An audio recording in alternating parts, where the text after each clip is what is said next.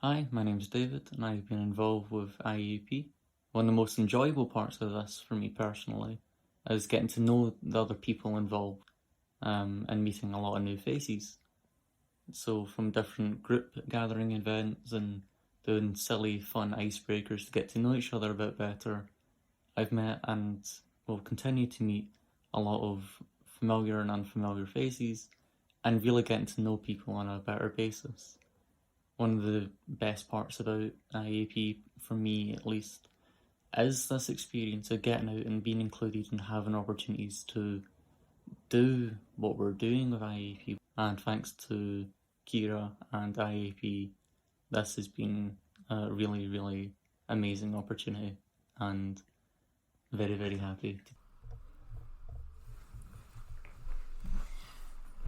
We have enjoyed the learning aspect of IAP. It's good to work as a team towards a common goal, especially when it's for the community. We are passionate about the topics we are working with, and it feels like we are giving back to the community. We have felt included because we're in a team and we're updated on a regular basis. Our voices are heard and our opinions are used when we suggest something. Best parts about being involved in IAP. You get to make a difference in your community on a subject you're passionate about.